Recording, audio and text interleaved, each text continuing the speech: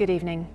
Birmingham's famous canal network is at risk of closure as the government plans to slash its funding for the Canal and River Trust. It says it's facing a real terms cut of £320 million over 10 years, starting in 2027, and says that will mean a lack of maintenance and result in what it calls a cycle of decline for the waterways. But the government says the trust had been told it would have to find alternative sources of funding since its creation in 2012. Well, in a moment, we'll be live on the water at Gas Street Basin with Lewis Warner, who first broke this story last year. He's in Birmingham, where this weekend boaters will moor up and stage a protest against the cuts. But first, Lewis's report from the Shropshire Union Canal on what the cuts mean for those who call the water their home. It can be a quiet life living on the water, a world away from the day-to-day stresses many people feel.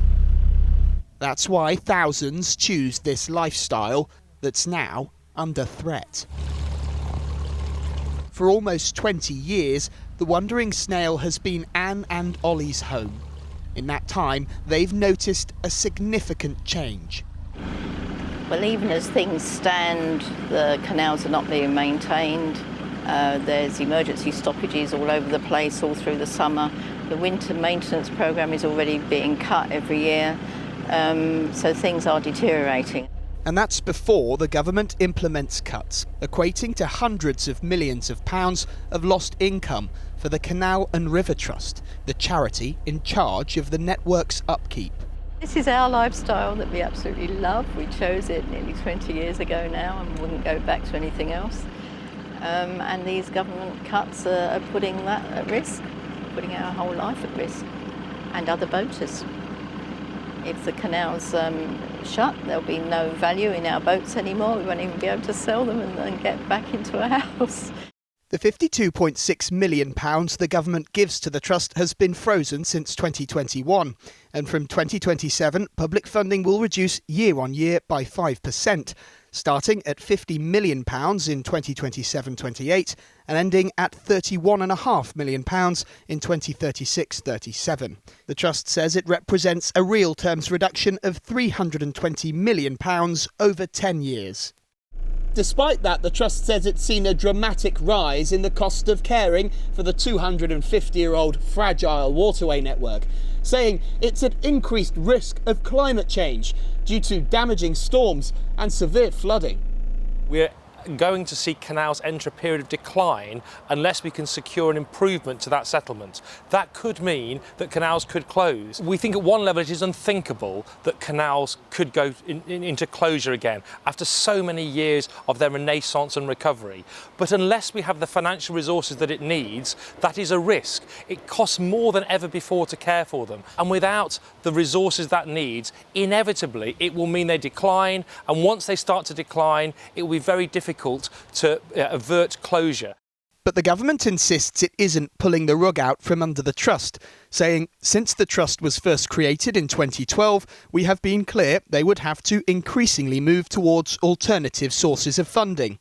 We have been discussing this with the charity for some time and have been offering support on how it can increase income from other sources, as per the original objective of the grant funding. You've known this funding wasn't going to be around forever. The government says it's been clear since the Trust's creation on that. Haven't you failed to secure enough alternative funding from elsewhere? Far from it. We've grown other sources of income very significantly since the Trust was created. Yes, we need to grow other sources of income, and we are committed to doing that, but it has to be both, not either or, both other sources of income underpinned by a strong partnership with government with the investment that is needed to secure their future.